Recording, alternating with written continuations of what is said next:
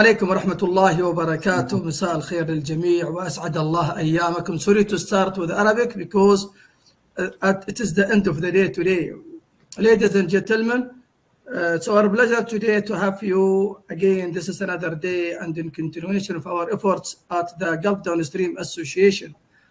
And this is the 22nd episode that the GDA has been conducting in the last few months, if we cannot say in the last 1 year and a half or 2 years.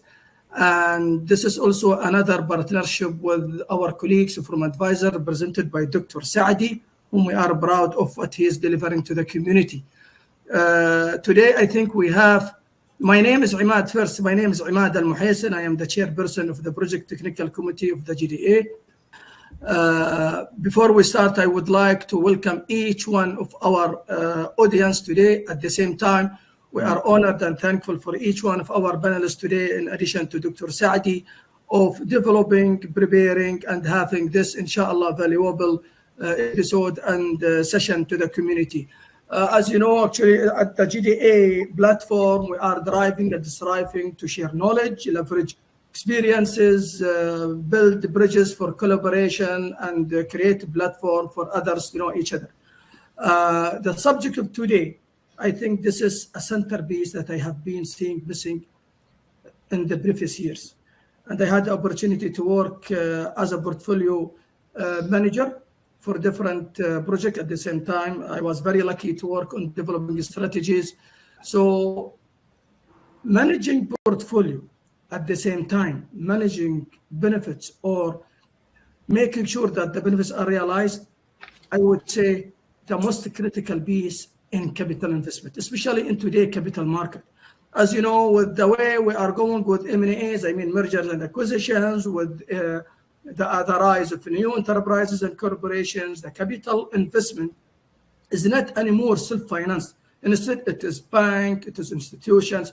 So creating value for the investment is a key. And to me, this step doesn't happen at the end or at the beginning. It is throughout the journey of the project life cycles, all of it. At the same time, it is not fair that you look to the project only at one angle. Instead, you have to see it at portfolio level, try to synergize and also integrate or look oversight or have an oversight about the overall portfolio in relation to the strategic intent that's an organization or a company is sitting. Today, without any further ado, if you don't mind, I would like to leave the floor to Dr. Saadi to give you the opportunity, inshallah, to join today's session. Thank you very much for all, and I wish you the best of luck. Thank you, my dear Imad, for this excellent introduction. I'm happy and thrilled, as always. Sharing knowledge is my passion, actually. Also, networking with quality and experienced people, helping to raise some subjects, discuss them, and on our way, we learn a lot. So I'd like to welcome Stephen Janner. Stephen participated with us several times before, but for those who do not know him, he's the #1 guy in the world in terms of managing benefit, and he wrote the APMG Managing Benefit, and was a co-author for management of portfolio, I believe. Yeah. And his life, he's been a heavyweight practitioner on managing benefit and on portfolio management, on both topics of our discussion today about portfolio management and managing benefits. So welcome, Stephen. Would you like to say something before we start? Oh, I can say something. Marvelous. Great. Yeah, thanks. Actually, Sweden, Peru, obviously the Middle East, Russia, Alexei from Russia. So yeah, it's really, really interesting. I suppose there's one thing I'd say, and that is, given we're talking about portfolio management and benefits management, what I tend to say, the way I see it, is these are two sides of the same coin. By which I mean, if you want to do benefits management well, you have to do it at a portfolio level, because otherwise, you know, this project's good and that project's good, and then all the rest aren't very good. And you have inconsistent, and it's very inefficient. So you've got to do benefits management at a portfolio level, a consistent portfolio-wide approach to benefits management. But if you want to do benefits, so if you want to do benefits management well, you have to do it at a portfolio level.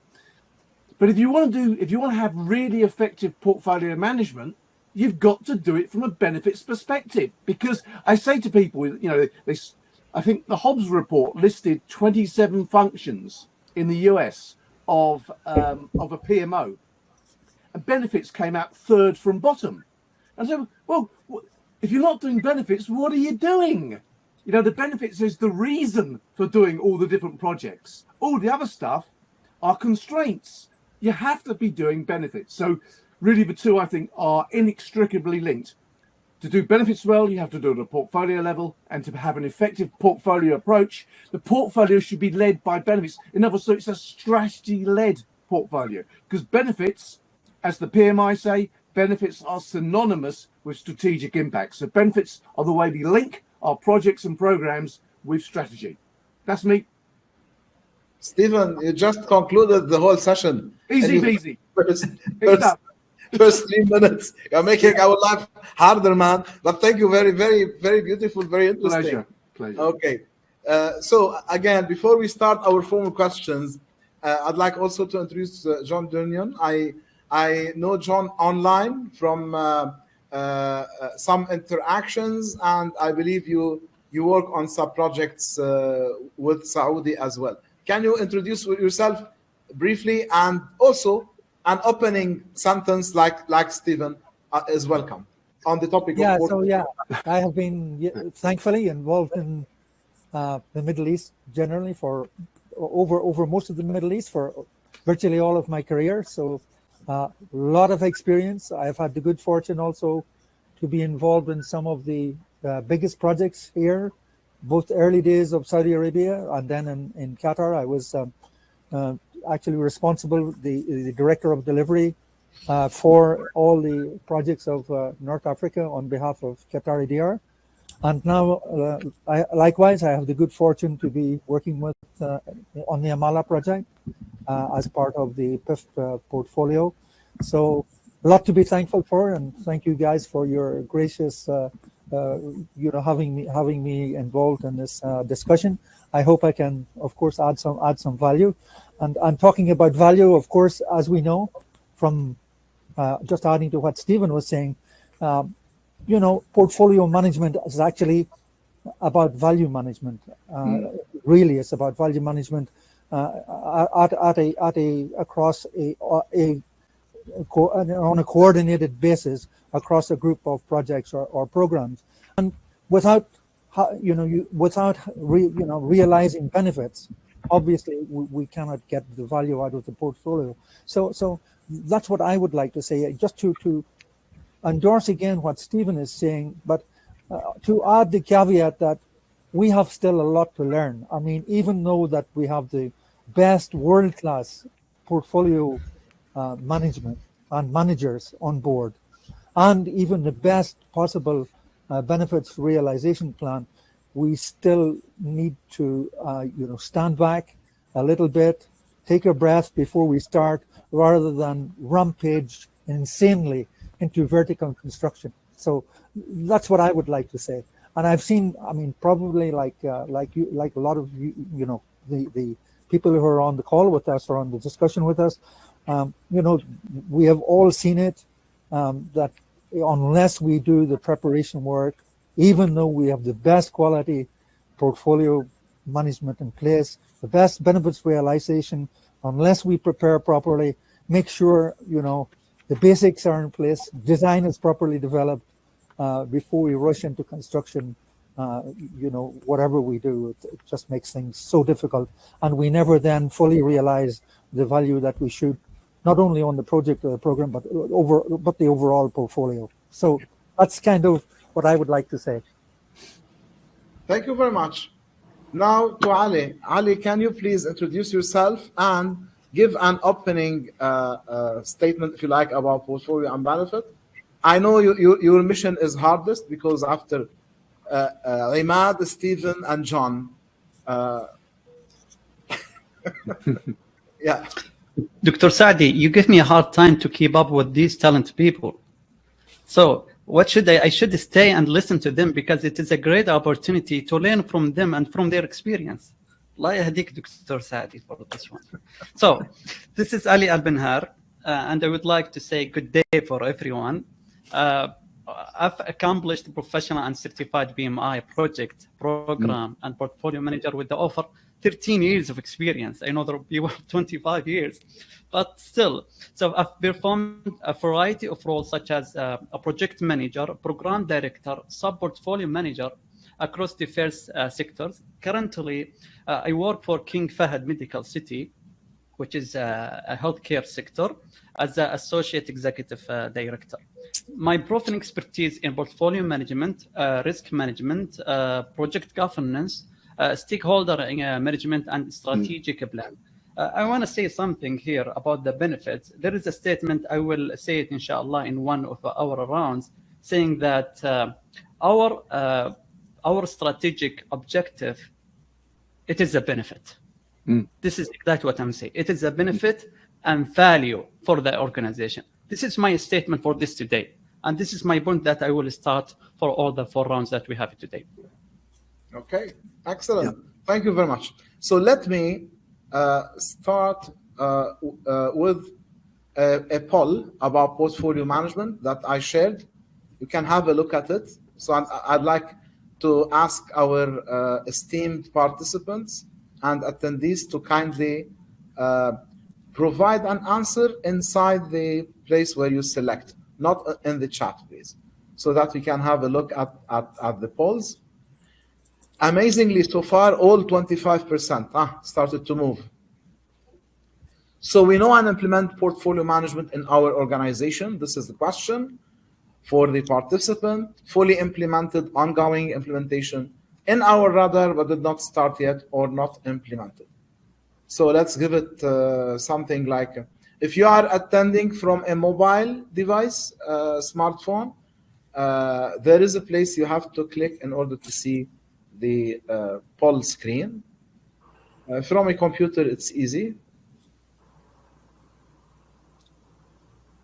Okay. So I'm gonna stop it in a bit. Okay. Let me stop it now. And the poll. Anybody else wants to say something on the poll? Okay, almost stabilized. So let's look at them. We have 22% of companies from the participants with us today fully implemented portfolio management, which is great. 44%, they are implementing portfolio as we speak. 19% did not start, but they want to start, and 13% not at all. Maybe these data, these statistics would give us some material to speak about. And we're gonna start with our first round, which is, can an organization sustain their business, grow, before that, realize their strategy without utilizing the discipline of portfolio management? And your answer could be, yes, they can, because, or no, they cannot, because, okay? Or something in between, as you like. So I'm gonna start here this time with Ali. Excuse me, Stephen and John. Thank you. So, sorry, Dr. Saad, I'm not gonna say a no on this one. What I'm gonna say, to answer this question, there is a point that I would like to talk about, since the question asked about the ability of organization of our investment to exist without portfolio management. I will start, there are 2 facts, and I love numbers when I say this. 70% of failures was not coming from the organization strategy and objectives itself. It was coming from the way to execute them. Okay, this is a number 1 of the fact. The second one, 61% of C-suite executives say that their organization struggle to close the gap between strategy formulation and implementation. Okay, so in addition to that, and from my knowledge and experience in strategic implementation, that most organizations still fail, not necessarily because the strategies are bad, but because there is a disconnected between the strategy and implementation.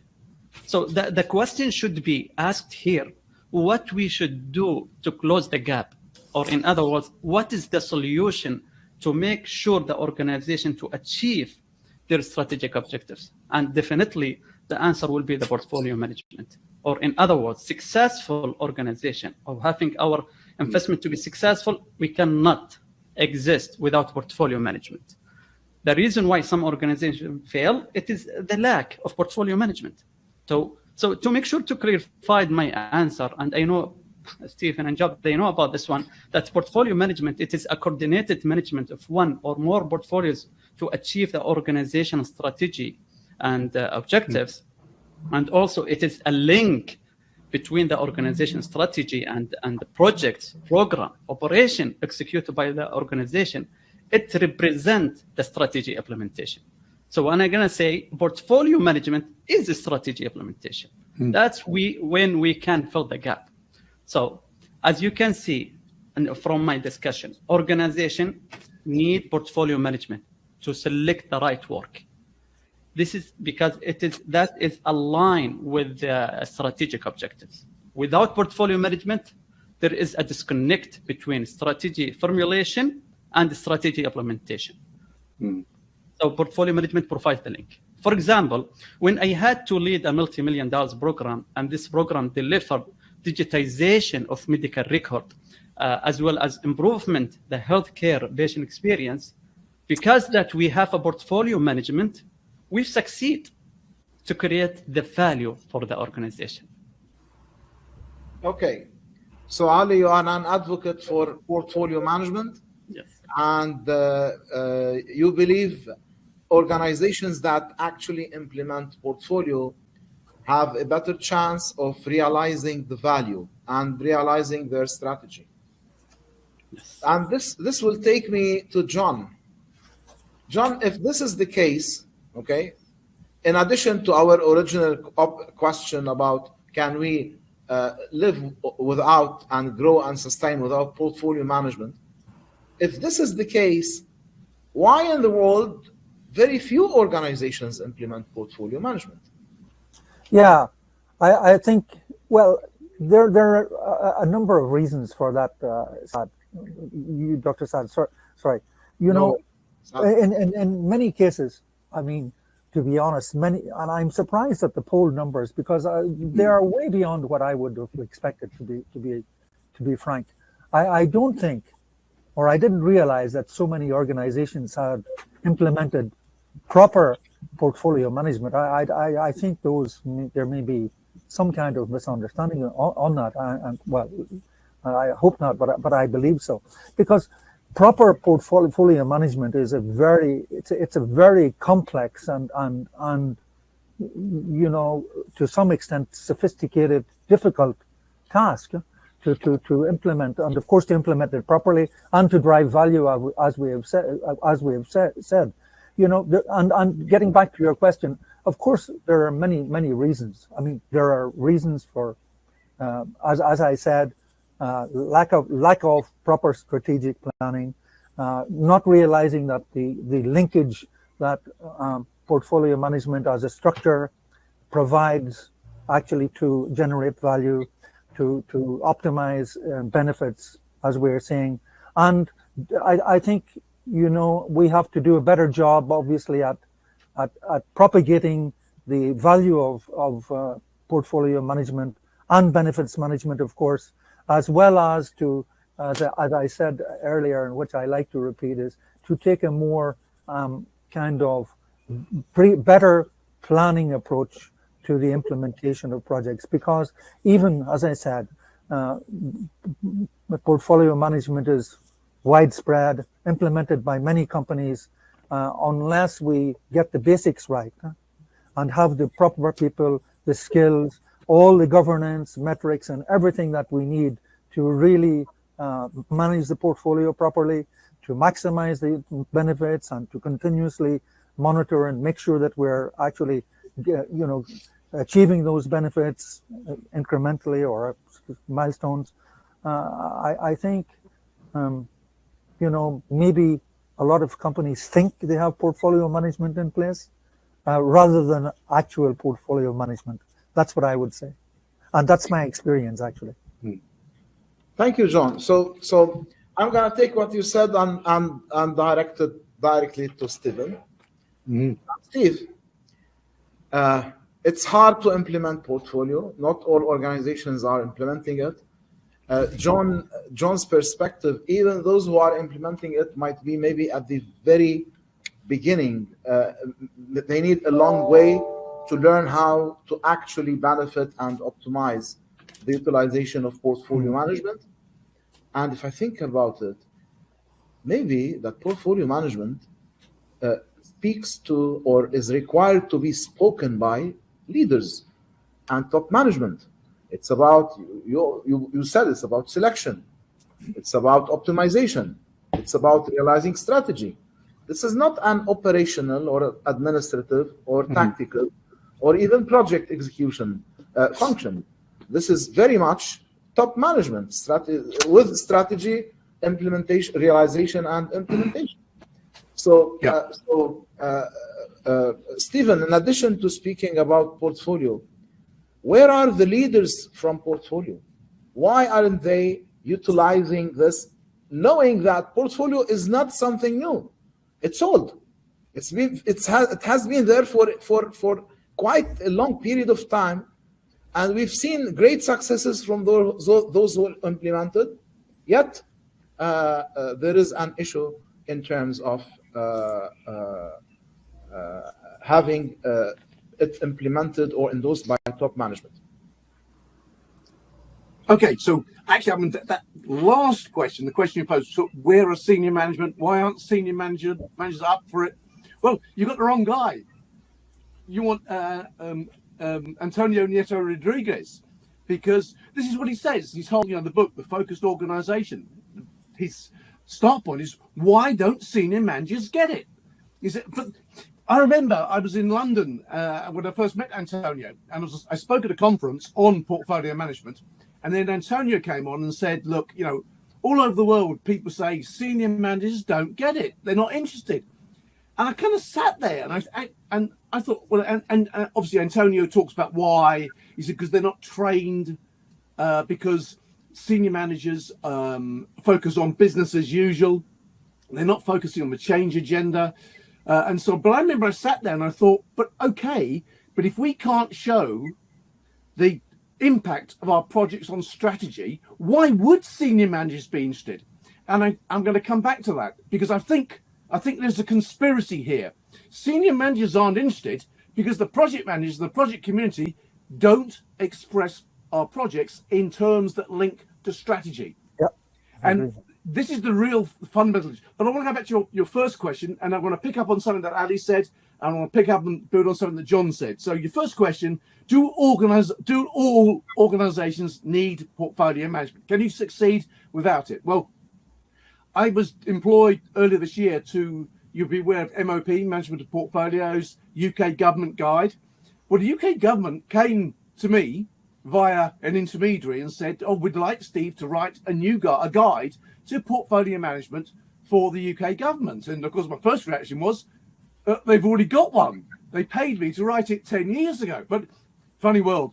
So they paid me to write a whole new guide to portfolio management for the UK government. And it's going to be published in about a month's time.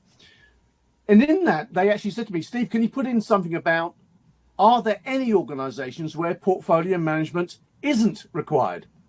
And so I gave it some thought, and I thought, well, yes, if your organization delivers all of your projects on time, to budget, and you always realize the benefits. And secondly, if there are no constraints, in other words, you can do as many projects as you like. So there's no need to prioritize because you've got all the resources in the world. If those two factors are true, then you don't need portfolio management. But the caveat is, actually, these people that say, well, we don't do portfolio management. Well, you do, you just don't know it. And you don't do it consistently. And that's the Bob Cooper, Professor Bob Cooper kind of leads the world in portfolio management for new product development. And he said the difference between the winners and the losers isn't that the winners do it and the losers don't do portfolio management. The difference is the winners do it consistently. They're disciplined. Most organizations just they do it when it works for them, and then as soon as it doesn't work for them, they say, oh well, they bypass the process. So what the thing that Ali was talking about, you've got strategy over here, and you've got delivery, execution over there. And Ali referred to the gap. I've got to tell you, Ali, it's not a gap, it's a chasm. It's a chasm. And the gap is so wide.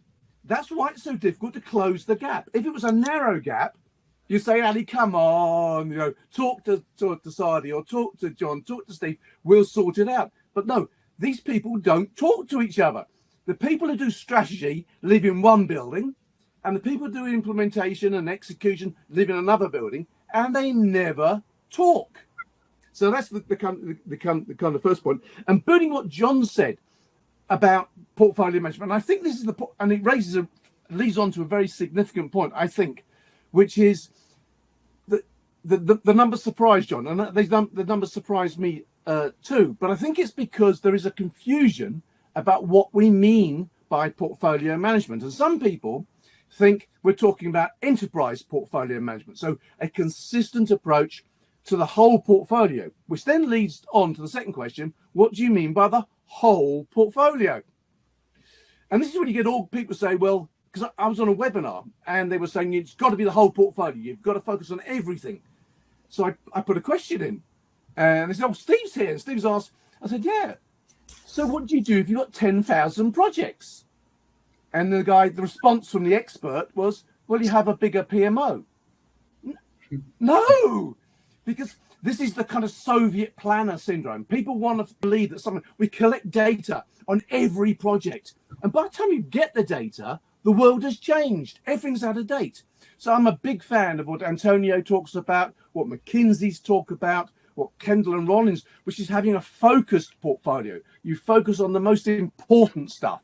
You might run the other stuff under sub portfolios or whatever, but you have to focus. This isn't about trying to, in that guide, one of the mistakes, they asked me to do a section on what are the mistakes in implementing portfolio.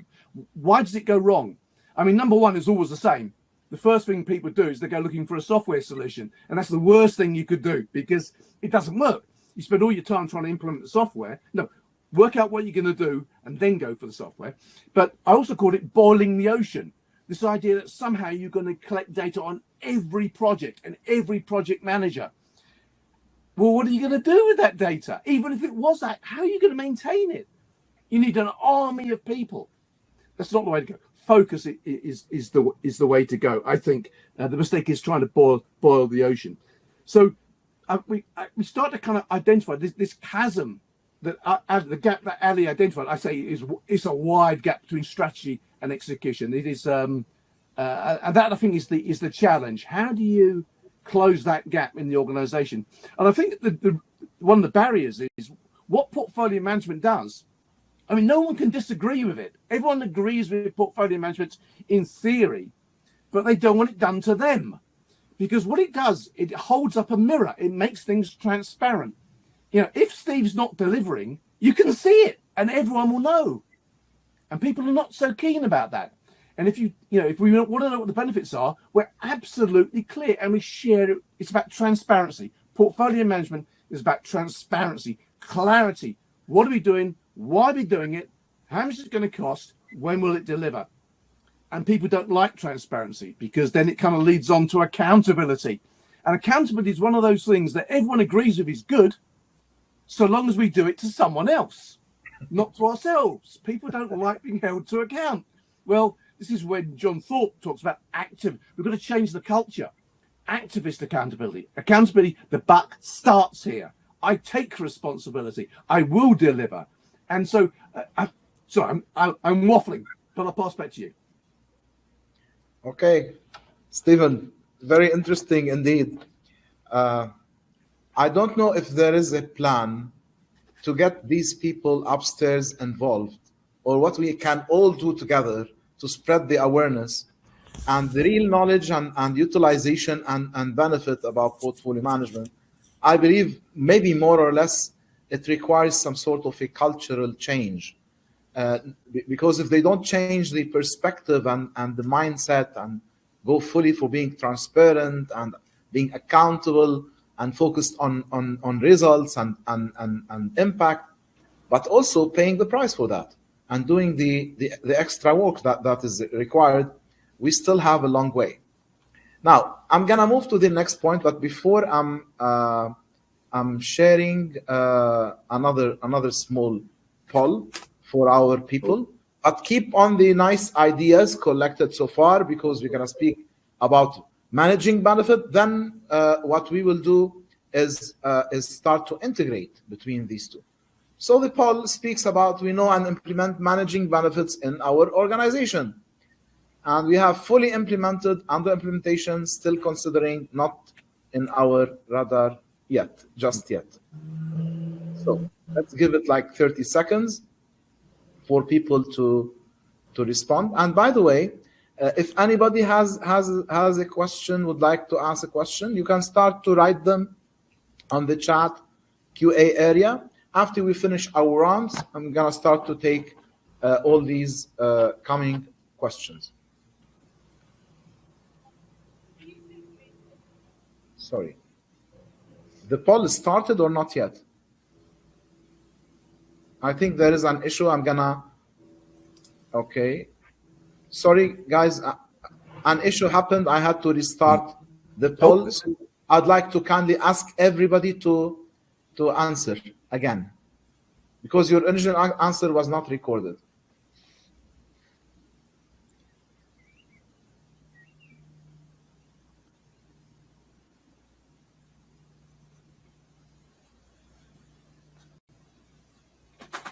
So,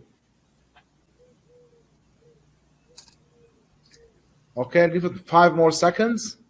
So with respect to managing benefits, and look at the results of the poll, 11% fully implemented. Okay. Now, I'm not gonna say if this is a high number or not. I'll leave it to you. But we have like almost 1/3 under implementation, 1/3 still considering, and 16% not yet in our radar or consideration. So the term benefit, okay, what is benefit? Can organizations live without realizing and managing benefits? This is our question. And now I'm going to start with John this time. Yeah, of course, I'm sad, Dr. Sadi. Yeah, organizations can survive, yes. But as we all know, to sustain and to really drive value without managing benefits, it's not going to happen. Absolutely not. They will struggle along, but never achieve what they should or are expected to achieve. And I think, one of these questions that we need to, maybe we can struggle with, and Stephen could help us maybe, is how benefits. Yes, exactly. What are benefits? People have misconceptions also. I think some people, many people, I think in the Middle East, are not being critical. They just think you deliver a project and, finish and you hand it over to an operator or to an owner. That's it. But it's so much more than that. And I'm wondering, those 11%, what does actually does value mean to them? Well, how do they measure benefits? And how often do they actually reconcile those measures with actually the objectives that they have set up? So I think that's an interesting area. But as I've said, an organization may survive without proper benefits management for some time, but it will never optimize or achieve what it should achieve. Okay, then I take the question to Ali. And Ali, here I have an idea in mind, in addition to asking about can they survive, sustain, grow without managing benefit, is that when you look at benefits, they require capabilities. And these capabilities come from outputs, deliverables, services that are produced by projects and programs. But the ones who realize the benefit are the people on the operation side. So this means managing benefit requires the integration and synergy between the people on the operation and project managers, and there's also a third party, because when we tell people get this benefit, this means there is a change they have to do. There is a transformation.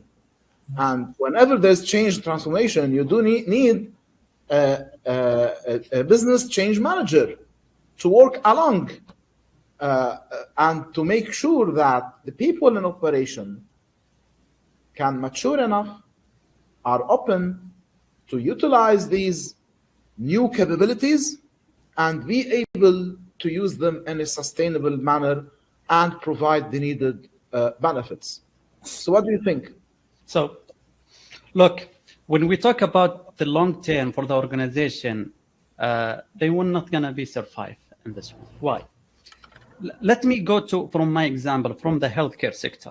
And based in my statement when I start my speech in the beginning, when I said that every strategic objectives will produce benefits and value for the organization.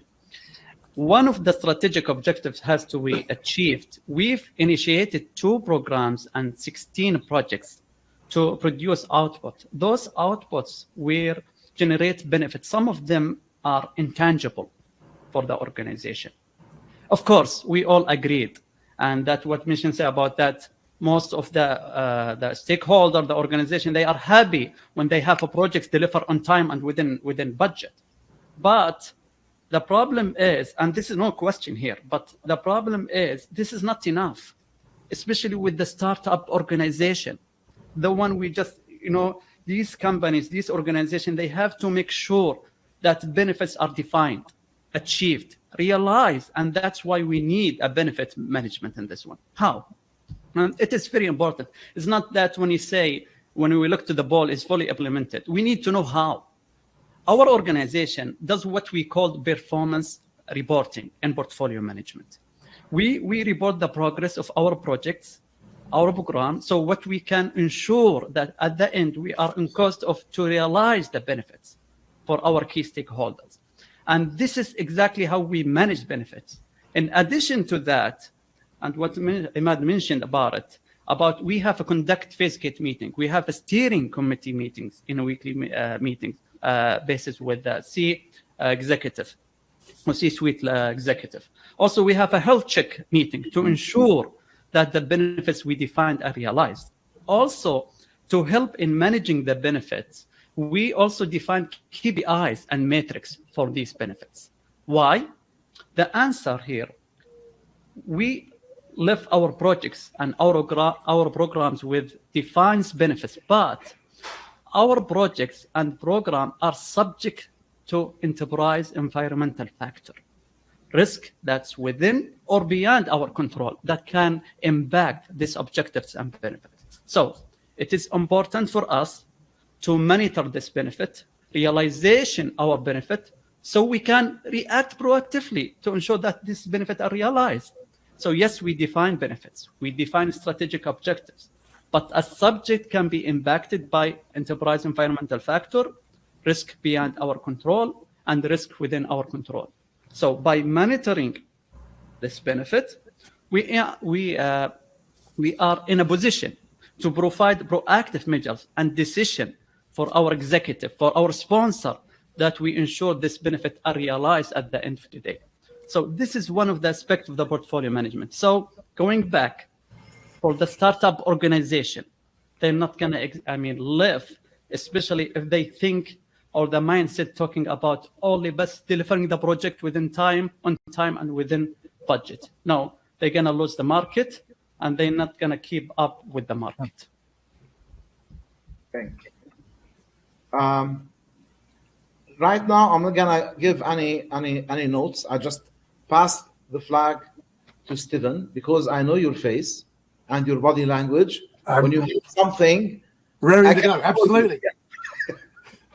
My turn. Right. Absolutely. Just a bit. So, can organizations survive without benefits management? Well, we've got over 50% of people from organizations who say they don't do benefits management. So clearly they can. The issue is, will they continue to exist? Now, that depends upon where you are in the world, because competitive pressures vary from sector to sector, from industry to industry, and from country to country. And there are a lot of organizations where things are pretty good. And if you're in that situation, you can waste money, but eventually, Rome fell because of all the vanity projects the emperors invested in. And eventually you end up owing so much money. So if you keep investing in projects that don't have a return, if you don't realize, John's talking about the value, absolutely. So to just clarify, what do we mean? Benefits essentially are a measurable improvement. We use benefits in traditionally cost-benefit appraisal. And the difference between the cost of a project and the benefits of the project is what we call value. Now, of course, there are a whole load of different definitions, but just in simple terms, the value is the difference between the cost and the benefit. So it's what because otherwise you say, well, we delivered benefits of 100,000. Great. Wow. How much did it cost? Oh, 200,000. Not so great. Because the benefits should exceed the cost. And yet research finds all over the world, projects fail, and they fail consistently. The PMI says 50% of projects fail. Now, imagine if your teachers in the Lebanon or in Saudi or in Ireland said, we only fail 50% of our children, or your hospitals said, if your hospital said we only kill 50% of our patients, you'd say, what's wrong with you people?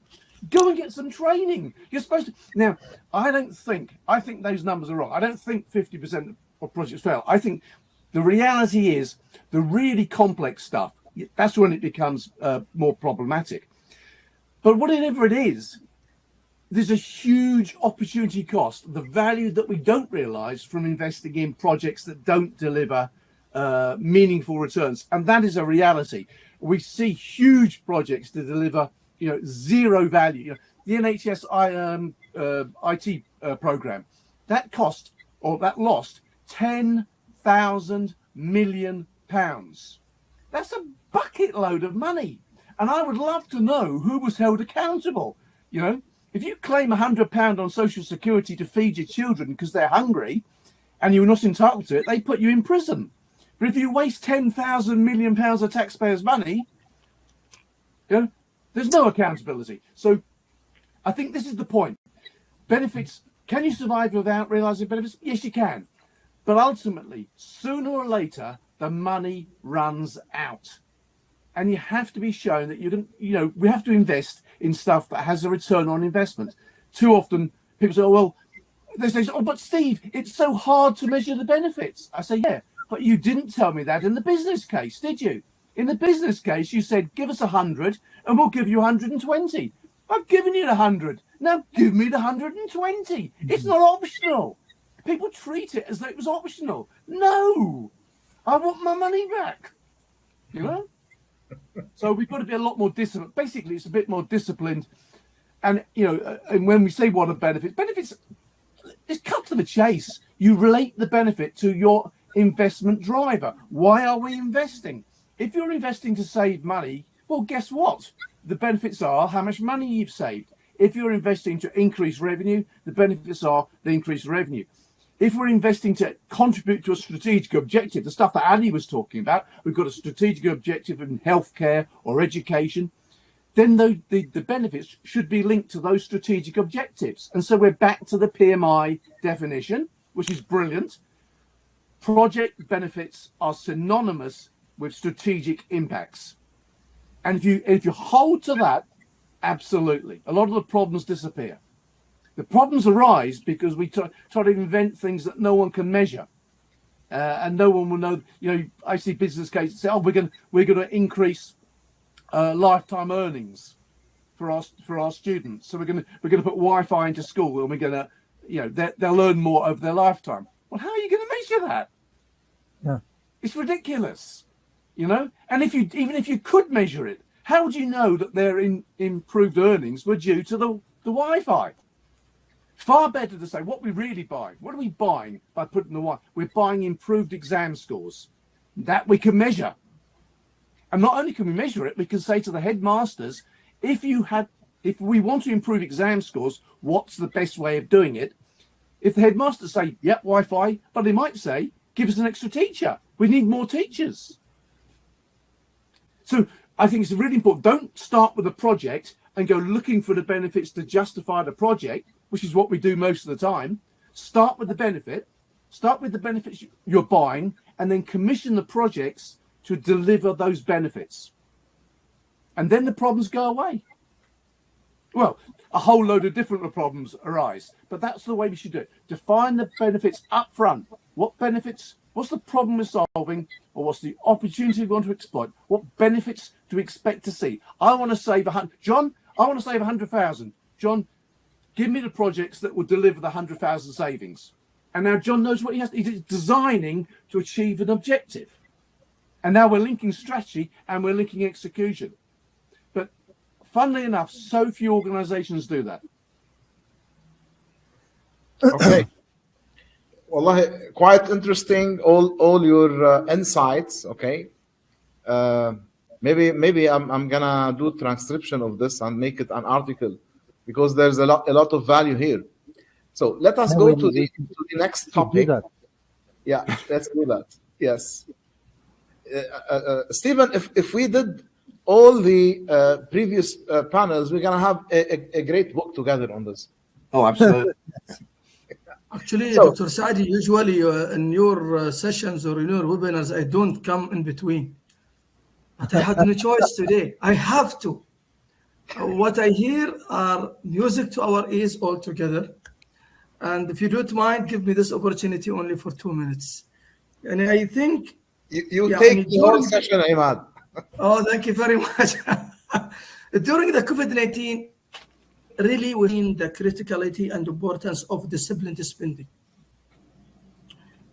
There was short of cash. There was limited funding also sources. So we had to go so much scrutiny, due diligence to make sure that we really invest in where we can create value.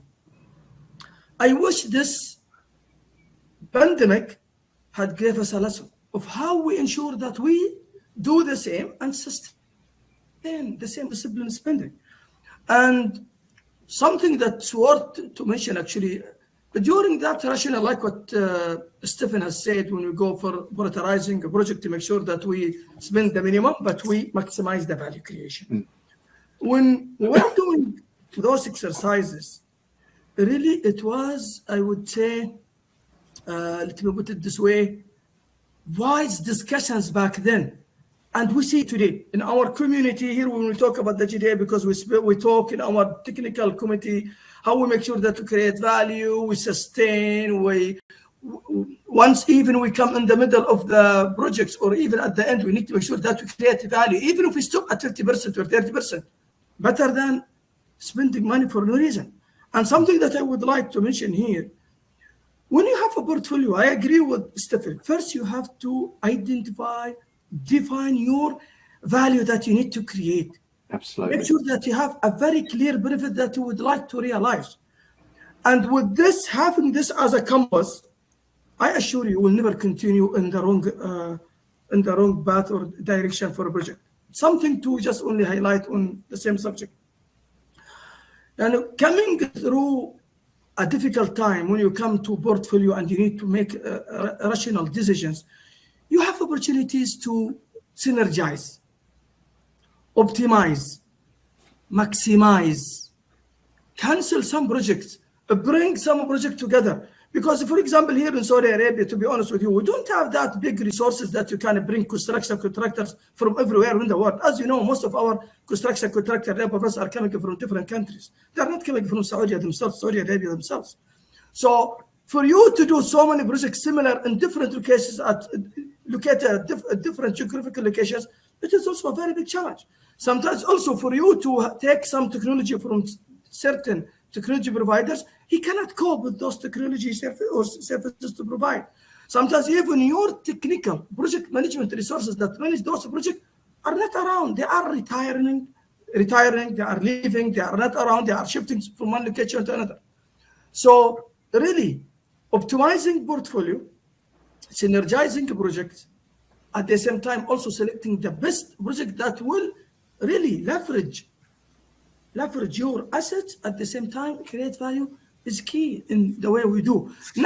It's not like what before we have, for example, billions of dollars and do any project the way you think.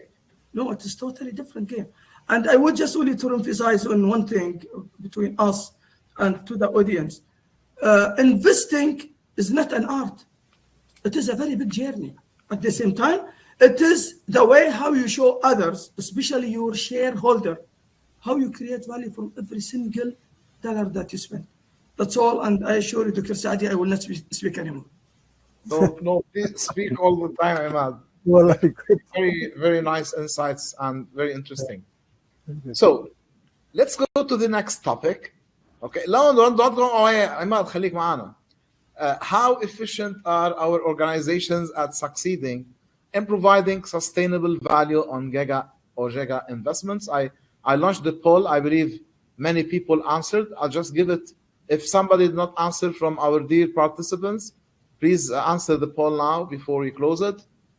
Okay, so I think not moving. So everybody almost answered. I'm gonna end it. And okay, 3% say over 80% we are succeeding in providing sustainable value on Giga investment, and almost 50%, 45%, 25%, 21%, and less than 10% value, 30% are talking about this.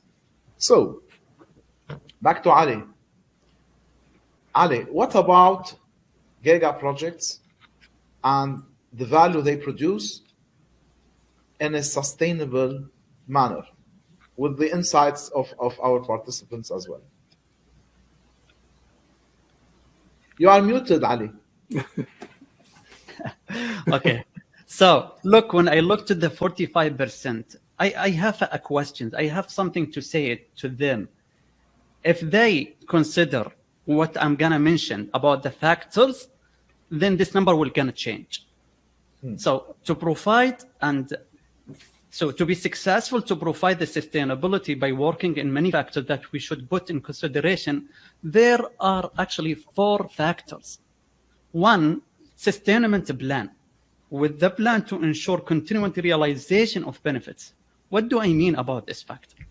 So back in my experience, there was a misunderstanding or concern that I've seen from different key stakeholders that I have to work with them during my implementation. They thought we will leave them once we delivered outputs to them. And even some of our team members, they thought the same thing. So what we did, we handled this by delivering a sustainability plan to make sure that benefits are sustained by the functional units. For example, the IT, the maintenance department. So with this plan, we ensure the continuing realization benefit is still ongoing. The second factor that I would like to share with you here, it is the risk management. Risk management is very important. I know that, let's go to the first factor. I know that the sustainability plan includes the identify risk, but this is not enough. We should consider a risk management as a second factor if we want to succeed. The third one is strategic alignment, which includes the managed strategic change. And this is what we have learned through the COVID-19. We have to make sure that we have a processes to respond to the change strategic direction. And this is most important factor that you have to consider it when you are trying to be success in your sustainable value. And the last one, which is a very important also, it is a value maximization and optimize what Imad mentioned about this one. It's very important to consider this. So with the 4 factors here, I wish that you're going to go back and ask them again with this poll. I believe, Annie, that the 45% will be decreased to 25 or 20% about this one. Okay. I will repeat this poll, but after all speak, okay? So that people will hear the insights of all of our dear panelists. Now I go directly to you, Steve. And I'm not gonna, I just have one note on what Ali said. Ali is focusing on risk management, okay? In the beginning, he spoke about risk management. Now he spoke again about risk management. nobody denies that risk management is important. But my question, along with the one about Giga Investments and value sustainability on them, do you know organizations that do risk management on benefit realization? Well, very few. And I think, first of all, from a risk management perspective, you need to distinguish between managing risk on a project and measuring or managing the risk of the project. I mean, the reality is the research paints an extremely bleak picture about the big stuff, the really big stuff. But and that's not generally, when you build bridges and you build tunnels and big infrastructure, railways and so on, they don't tend to fail. The only problem is they tend to cost a lot more than anyone thought they were going to cost up front. And when I did a session a few years ago for a consulting firm in London, and I spoke about benefits, and at the end they said to me, Steve, we'd love to do what you say, but they don't employ us to tell them the truth. They employ us to write the business case to justify the project. If we don't do it, they're going to give the job to Capgemini, Pricewaterhouse, Accenture, or whoever. And that's the point. And this is particularly true with the big infrastructure. We got it with HS2, over high speed 2 over at the moment. The cost double and double and double until no one can stop the thing.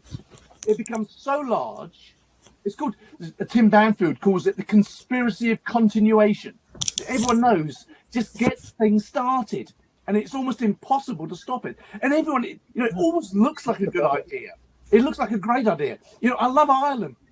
I love the Irish people, but I mean, Ireland now has got motorways that go everywhere, and like you could walk down the bloody motorway. There's so few cars, thanks to the EC. And I remember they were building a motorway between somewhere in Poland and somewhere in Germany, and there were like 3 phases: the bit from Germany to the middle of nowhere, the bit from Poland to the middle of nowhere, and then the bit from the middle of nowhere to the middle of nowhere. And guess which phase they started first? The one in the middle. So then, there's no value in it unless you do the other 2. Rather than just doing, small, modular, platform-type investments that you can then exploit if it delivers value. But we repeat the same mistake again and again and again. And this is not because people are bad. It's because, soldiers like tanks, sailors like boats, pilots like planes, accountants like accounting systems, doctors like hospitals, and then we want more of them, and we think more of them is good, and even if they cost more than they should do. And so we over-invest in the wrong things. We're caught by our commitment. Everyone knows, find a sponsor that just wants to make a difference. Well, that's great, but the sponsor also needs to better ask the awkward questions. As Robin Gounier says, you need a skeptical leader, someone who asks, is it really worth doing it? If it's not worth doing it, shut the thing down. And yet organizations, we don't build a culture where we say, look, you employed me, you asked me to run the project, they've got a project manager, I'm telling you, it's not worth doing. Stop it. If it's not worth doing, then stop it. And yet we don't. Very rarely do we stop projects. We think, but then we'll be held to account. Well, better than that. I mean, Concorde, the British government, the British and the French governments carried on investing in Concorde even when they knew the future revenue was less than the future cost. In other words, if you started now, you wouldn't do it. But we thought we've got to keep going because look at all the money we've wasted. Well, that money's gone. That money's gone. Forget it. And yet we don't forget it. So people, they want to get it started, start spending lots of money, and then you're caught. There's a whole load of human psychology tied up with this stuff. And that's why you need the kind of strict, disciplined approaches in our organizations to make sure that we ask the difficult questions. Is it still the right thing to do? If it isn't, then stop. It's not a failure. Stop. I mean, is that a failure? You stop a project when it's spent 20,000 or 50,000 or 100,000 or 1 million. If it's not the right thing to do, then the right thing to do is stop it. Failure is carrying on. So, to stop or to kill an initiative, you're gonna be very courageous. Okay. Yeah, but you should do it. And that I just want to say, I mean, when I did some work in the States, this is where portfolio management is easy in theory. My friends here, you know, doing it in practice, that's hard, because the KPIs. What are the best KPIs? The KPIs are, how many projects did you kill this year? Well, what's the answer? I don't know. But the only answer I know is it's more than zero. It has to be more than zero. If you never stop anything, then why bother? Just let everyone carry on spending money. There has to be strict stage gate reviews.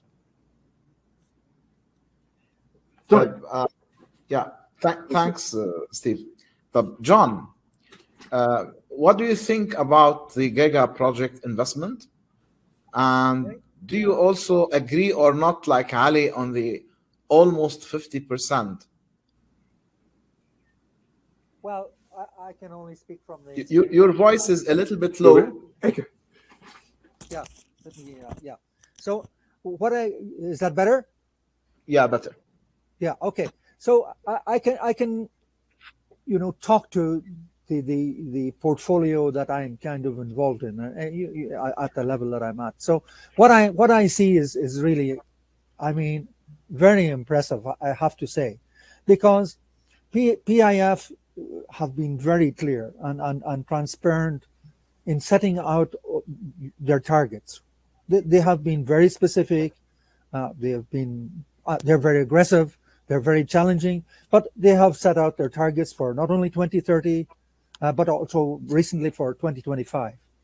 And I mean, that is something quite impressive, because the numbers are gargantuan. Yeah. And of course, the portfolio is also gargantuan.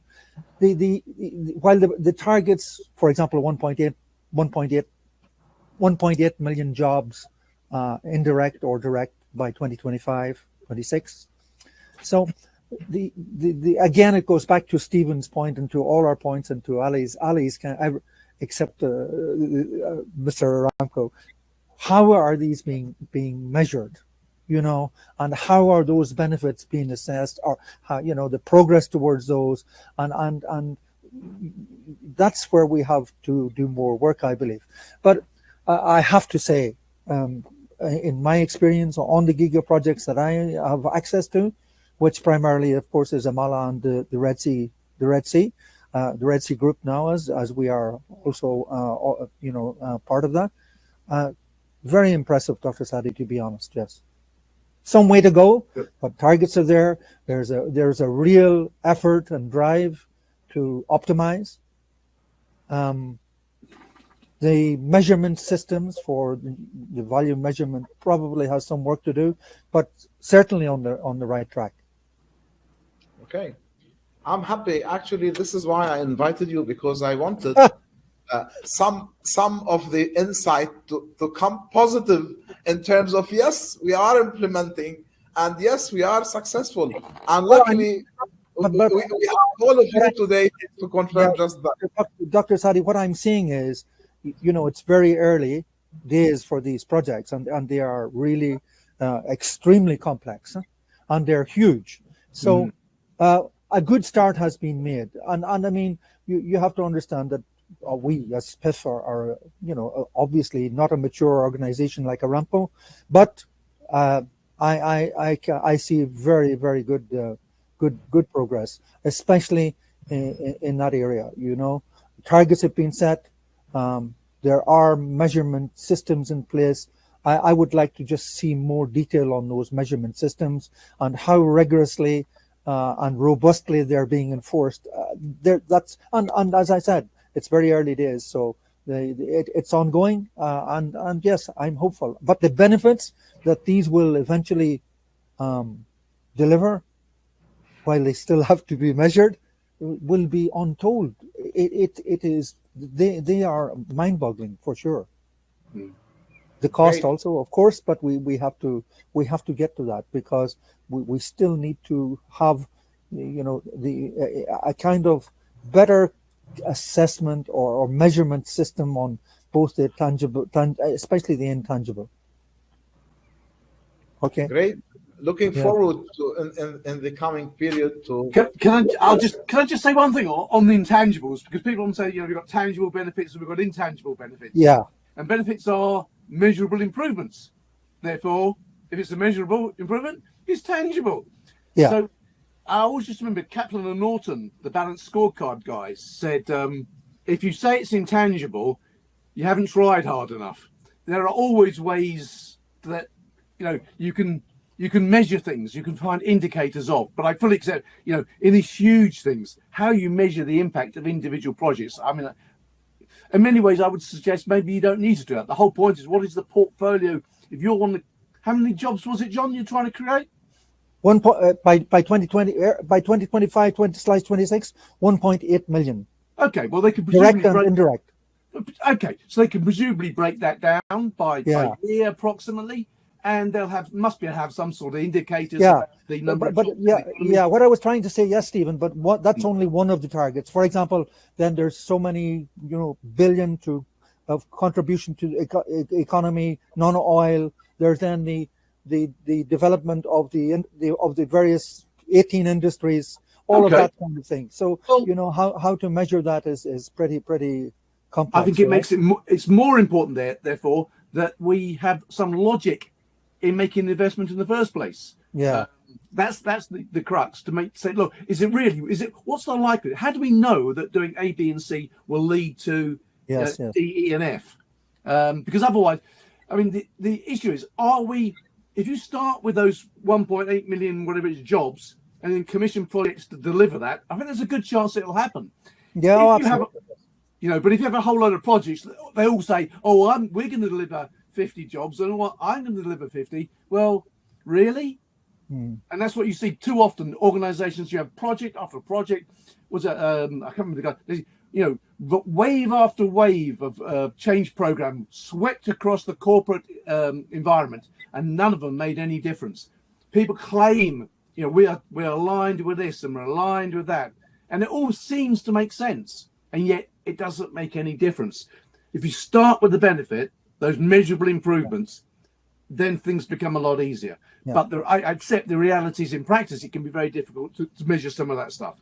And to be honest with you, the way I see a project, how much they can contribute to the project, or how can we set the target, or how can we make sure that we achieve the benefits or target that we do. You have to have a rigorous process. You have to make sure that you have senior management engagement throughout the project. You have to be courageous enough to make decisions at any time. And usually, actually, when it comes to, for example, COVID-19, during COVID-19, I'm sure you are aware of this, I would say, action that was made within the COVID-19. There was an exercise made across the big corporation in the world, showing the resilience of those companies during COVID-19. Were they ready? Were they responding to the challenges during COVID-19? So there was a score 5 of 5. And alhamdulillah, very big companies here in the GCC scored very high numbers in how resilient they were. And they were making decisions in the spot. They were sanctioning some projects. They were derailing, decelerating, them moving forward. I think I do agree with you, gentlemen, that you have to be courageous enough to make decisions at the correct time. You shouldn't move forward. Instead, you have to make sure, are you going to create value? Is it the time? Can you delay? Can you defer? Maybe because, as you know, for the mega project, sometimes it takes you 5 to 7 years to plan and to execute. By that time you reach maybe midway, some new technologies have come up. Can you take on? Can you continue? And I think here in the GCC, to be honest, especially here in the GCC, I remember 2 years ago, we had a very good, excellent session in Abu Dhabi, if I recall, in the third quarter of 2019. And we're talking about the 5 founding companies in the GDA itself how resilient they are when they make decisions. Do they stop? Do they continue? Just only say, I need to complete the project. No, we found out that we have a very good system that we can count on, but doesn't mean that it was a perfect system. But we have that courage to come from time to time and decide, should we continue? Should we phase out? Should we make a staggered plan for different projects across the country? And the way I see it, here in Saudi Arabia, I'm not talking about the government, but so many companies I'm talking about, whether Aramco, Sabic, other big companies in Jubail area, we do decisions and we decide, should we continue? I was actually part of those, to be honest with you, discussions and to provide inputs at some times. And the way I see it, COVID-19 should not be waived. COVID-19 era should be a centerpiece for us to think of the disciplined spending and whether to sanction a project or to continue from today onwards. That's all, Dr. Saadi. Sorry. Thank you very much. I totally agreed. COVID-19 was sort of, for the organizations that started to work on themselves and continued working, it was a great learning experience because we had to survive and exist in a condition we were not prepared for. So the more the organization was nimble and adaptive, the better they were able to sustain their operation and realize their strategy. Now, with that, let's go to the final question before we start to take questions. I put the poll again, but nobody answered. So while we start with the discussion, I'll invite people to answer the question again about sustainable value on Giga Investments, please. So the last question we're going to speak about is, I need from you to provide your future outlook for realizing organizational benefits. And starting with Ali, please. I wasn't on mute. So for this round, or for this question, it seems to me this question is looking for a summary for what we discussed for the previous 3 questions in the webinar, which is important because this summary, and this, in my point of view, that will provide the future outlook for the realizing organization benefits. So you have a strong and mature portfolio management processes and procedure, and this includes 6 things or 6 items. 1, strategic alignment. It is about to do the right work, but in the level of the program and the project, it is how can you do the work right. The second item here, portfolio governance. You need a governance for authorizing the portfolio to provide portfolio oversight. Okay. And the third one, which is very important, is stakeholder engagement. And I'm telling you, a stakeholder, they are the heart of the benefit management. Yeah. Yeah. And number 4, it is the risk management. And I keep saying the risk management because this is based in my experience, what I've seen. Also, the performance reporting, it is very important with the highlight key issues and risk, and defining the KPIs and metrics to monitor and control the benefit management. The last one, and that is very important, that you provide it for the functional unit, it is the sustainability plan to provide sustainable value for either commercial or non-commercial organization. Okay, very interesting points. Before I move on, I'm just looking again how efficient organizations. We repeated the poll, and almost 50% went down, only 8%, Ali. So I think we might have people from influential organizations that might be successful, maybe, I don't know. Let me take this to John. What's your perspective on this point, John? My perspective is, as I kind of opened, Dr. Saadi. Your sound is a little bit low. Sorry. Sound. Yeah. I would like to just, reiterate my kind of opening statement, and I endorse, fully what all of the panel have said. But I mean, look, despite world-class portfolio management, the best benefit management plan, realization plan in the world, Yeah, with paper. you know, still so many projects fail. Why?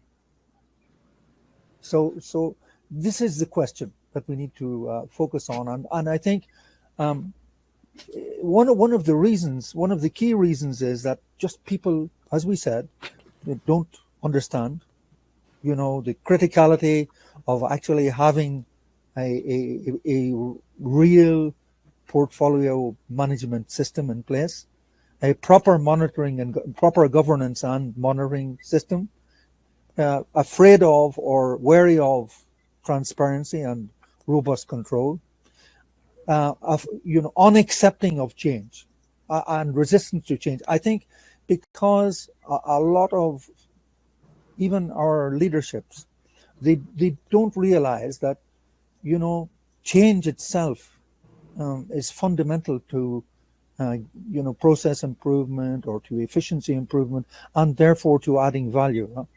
And that's something that's always resisted. So I think until we kind of better address our own kind of more at a practical level, all of these issues across the complete development cycle of a project, despite whatever, you know, project portfolio or program management systems or benefit realization systems we have in place, we will always have this higher than acceptable level of failure. Those are my views. Okay, so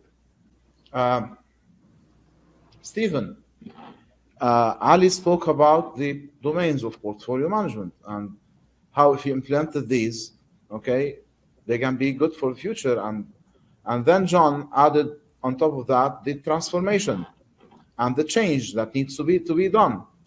So right now, to conclude with you, we do have a framework for portfolio management, whether it is management of portfolio, the British standard, or whether it is PMI. PMI. Yeah. Very similar. Very similar. Very similar. Yeah. And we do have now a framework for managing benefit, and we do have several frameworks, whether ADCAR or Cutters, whatever, for transformation. So, and there are other frameworks as well. It does not seem that we are lacking a new standard or a new framework. I believe we are overwhelmed with good, beautiful frameworks. Maybe we need to learn how to utilize them, make them pragmatic. Absolutely. We don't need to look for something else or a silver bullet. I mean, I think we have all what it gets. Yeah. It's about walk the talk. What do you think? Look, management strategy, tick. We've got a benefit realization plan, tick. We've got benefit owners, tick. We've got benefit managers, tick. I say, great. Did you realize any benefits? Oh, we don't know. Then what was the point? People like doing stuff. Yeah, so you can prove. Look what I've done. You know, I've written all this paper. It's paper. It's not real. And so if it doesn't make a difference, what's the point? And so to John's point, this is not about filling out bits of paper. If the paper leads to the result, that's great. If not, then don't do the paper. That's all. But Ali touched on something that I think is actually, you know, it cuts to the chase about benefits management, because too often we think of benefits as, you know, we do a forecast in the business case, and then we find we got to do a plan, and then we employ someone to check whether it's happened, and we go looking for benefits to demonstrate that it was, and it's all a game, and everyone knows it's a game, and so no one does it for very long. And this is where benefit managers are often part of the problem, not part of the solution, because they become very good at inventing benefits to justify stuff that shouldn't have happened in the first place. What Ali said was, this is about stakeholder management, stakeholder engagement. Hallelujah. Absolutely it is. This is not backward looking, it's forward looking. I did a talk in Utrecht and a guy said, Steve, can I ask a question? I said, absolutely. He said, we're rolling out our IT system across the Netherlands, but we can't get the users to agree the benefits. Can you give me some advice? How do we persuade them? And I said, if you have to ask that question, therein lies your problem. If you design your project in secret and then roll it out and then expect the users to say, oh, thank you. Yeah, awesome. No, if you treat people with contempt, then don't expect them to be, so it's about stakeholder engagement. Dan Romeni talked about active, participative stakeholder engagement. This is about a commitment, bringing the user, bringing the customer into the project from the very beginning, the voice of the customer from right up front, an absolute hunger for understanding what it means for the user. That's what it's about. And can I just pick up on one other thing? There's a question from another Ali. And it's just such a brilliant question. He said, do we always need to measure performance of portfolio in accordance with the financial goals? And I just answer that very briefly by saying, I did a session for the Ministry of Defence in England a while ago. We had, I think it was 600 people on the call. And they said, Steve, we want you to answer, tell them, should they be interested in non-financial benefits? And I said, guys, I've been asked to tell you why you should be interested in non-financial benefits. I've got news for you people. You don't work in the private sector. You work in the public sector. And the public sector is about delivering services and delivering outcomes, making things better for the citizen. That's what your benefits are in the public sector. In the private sector, yeah, you'll have financial benefit, but you need to have the non-financial, because what drives the financial benefit will often be customer engagement, customer satisfaction, employee engagement. So you need to have metrics about those things as well. So, to ask, I answered Ali's question privately. It's not financial benefits are not the most important category, and definitely not in the public sector. But Ali, I've got to say again and again and again, stakeholder engagement. That's what it's about. He's absolutely right. Okay. And we should have a whole session on stakeholder engagement. Yeah. Let's do that sometime in the coming months. I love to speak about and talk about, discuss stakeholder management. So let's take some questions. And I start here. Please have your questions posted on the Q&A. We're gonna take them from there. And I think, can we have a system of rewarding a PM who recommends cancellation of a project no longer worth continuing, from our friend Raj and one of the directors at GDA. So if you like John to answer that. Oh yeah, I think so. Absolutely, there should be a reward. Around. Well, I agree. If we could, that'd be great. But the job does not lie fundamentally with the portfolio to stop projects. The job of stopping a failing project or a project that's not worth doing lies with the project board. That is their job. Yeah. Agreed. Yeah. It's the governance. It's a failure of governance. Yeah. Absolute failure of governance. Okay. Then I pass this to Ali. Ali, how much did you see projects being cancelled, and is there a cultural problem that if a project is cancelled, people would presume that the project manager is incompetent? Not really, actually. The question is, where is this project coming from? Is it coming from the sponsor or someone from the stakeholder? So it's something coming from the top of the organization. We have to continue and finish this project, no matter what. But if this project is coming from the stakeholders, we have to look at it. We have to make sure, is it aligned with the strategic objectives or not? And we have to go with our steering committee or the governance body for their approval. Okay.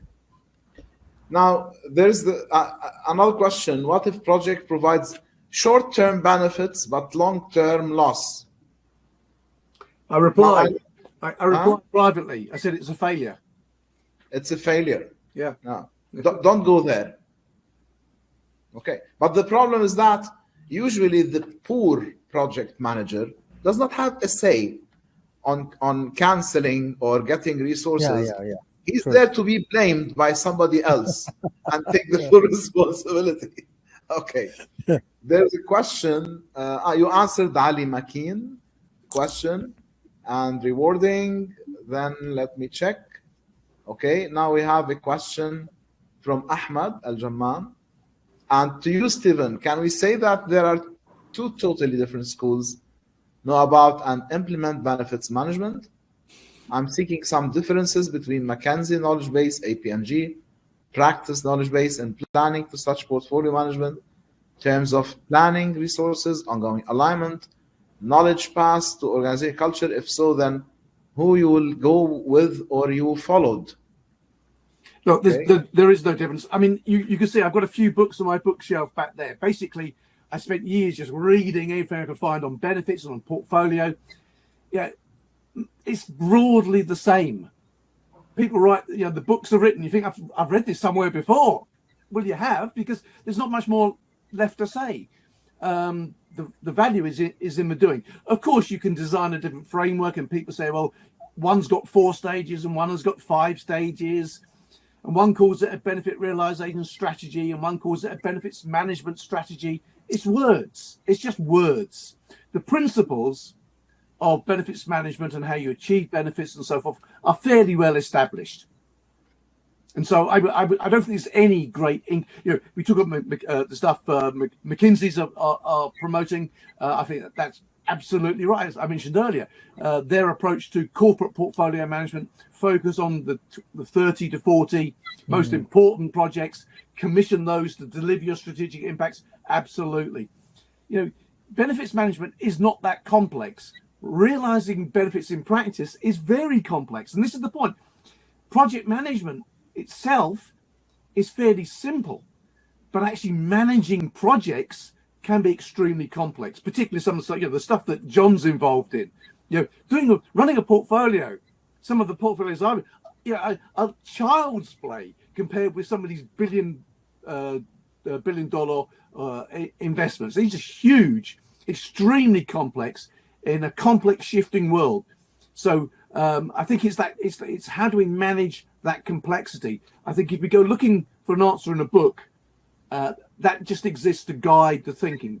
There is more, in PMI, APMG, McKinsey's, in any of the books written, there's more that's the same than is different. Okay. Guys, great session today. I think our time is over and we answered several questions.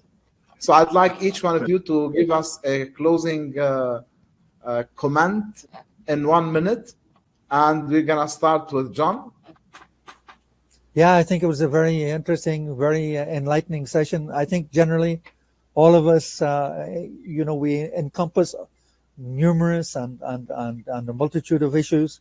I think we all actually agree on what we need, what we should do, what's not being done, and probably how we should try and get it done.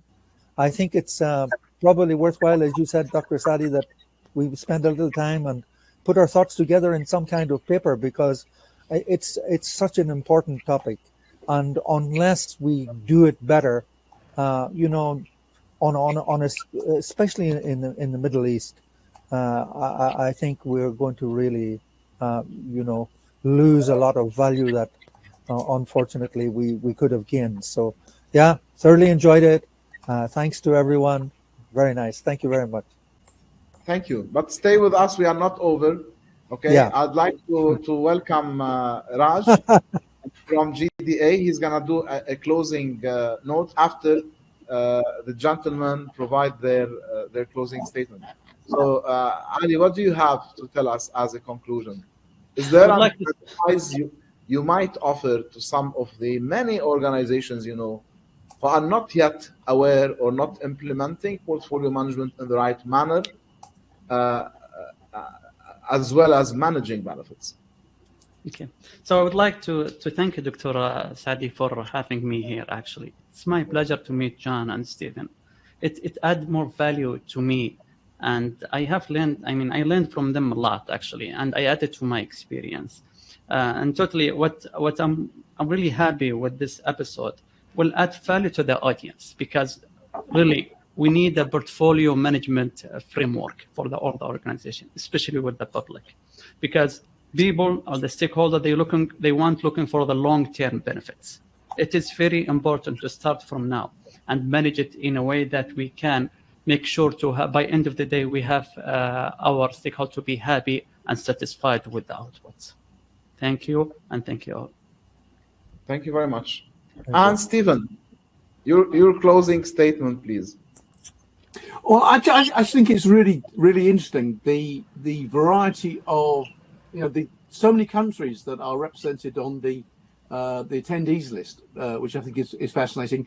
And I think that, that we're all still struggling with, so why is it so difficult? It shouldn't be that difficult. Yeah. Investing in the right things and doing them the right way. Well, the PMI and APMG have been doing this stuff for year after year after year. We've got great consultancy support, got loads of literature, and yet we still find it difficult to do it in practice.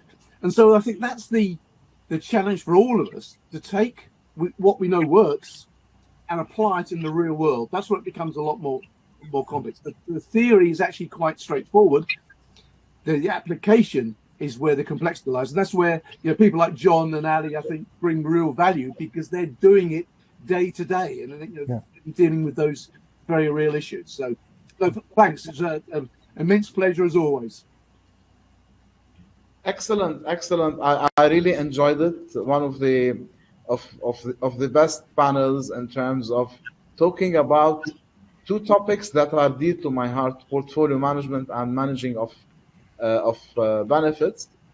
Before I give the floor to Raj, I'd like to invite everybody on 25, 26, 27 of June at the Fairmont Riyadh to attend the Global Project Management Forum by PMI KSA, which is sponsored by PIF, Aramco, and several other organizations.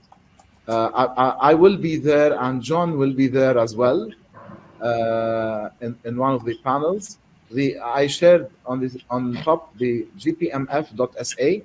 You can just press on the link and register online. Registration is for free. So thank you very much. Very enjoyable. Raj, thank you for your patience with us. Thank you, Dr. Sadi. Can you hear me? Yeah, very well. Yeah. Excellent. So first of all, thank you all. It has been an excellent session. I think you were right, Dr. Sadi. We could probably write a small book out of this. And I'm sure a lot of our audience will find it useful to review the recording of this when we release it and repeatedly see it. For me, there are a lot of takeaways, and I would like to share a few which touched my heart. The first and foremost, I liked what Stephen said. It's the two sides of the same coin. You manage the one, the other gets managed. Benefit management only at the portfolio level. And you manage the portfolio from the benefit point of view. I think this is a fantastic correlation. We need to work on both. There is a lot to learn, but we need to do the basics right. And that's what John said, and I agree with him. And again, Ali, you came with a defining the gap, which is like a vast gap between strategy and implementation. Yeah. And I quite like what you said. Filling the gap is what portfolio management does. This is what portfolio management does. And why don't we do portfolio management so often? And I like the idea. No, we do, but we do it unconsciously and inconsistently. If only we do it consciously and consistently, that will be the best portfolio management. Also, I like the idea of focused portfolio. You may have thousands and thousands of projects, but don't put your entire attention on that. I think some of you might have read the book of Mihai on the focus. It's an excellent book to tell you how you focus your attention. You have this limited span of attention. You cannot waste it on unnecessary things. Yeah. And then what is the benefit? Measurable improvement. Simple, very simple. And can you improve if you have not defined? And where do you define? In the business case. Again, I see a beautiful linking of all the ideas. And what Ali, you said, I really like 4 factors. 4 factors to define the successful implementation. Sustainment plan, risk management, strategy alignment, and value measurement, value management. Without these 4, again, we will not be successful. And what was also said, we are investing a lot, but in wrong places. So there are a lot of investment, but little benefit. And I have one line takeaway from this, which is do more with less. Do more with less by avoiding the waste. Do more with less by avoiding the waste.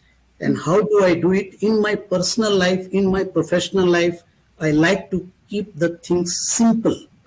Because the moment you get complicated, we start missing. We start missing the finer things. And the second takeaway from me is listen to your instincts, informed instincts. Our instincts, if we have done a good homework, will always guide us rightly. So with that, my closeout is over, but my thanks to all of you, thanks to all the audience, and I hope you have enjoyed this session and you will come back for future sessions. And if you have missed the previous 21 episodes, please go back to our website, gda.org.bh, where you will find the recording of all those 21 episodes, some of them done by Dr. Sadi also, and our friend Imad. And how can I stop by not thanking Imad, who gave a fantastic opening, and he is leading our project management committee from the front, and he is an exemplary leader in our GDA forum. So with that, my best wishes to all of you, and thank you once again. God bless. Thank you, everybody. Thank you, ladies and gentlemen, for staying with us for almost we did not hit the 2 hours yet, okay?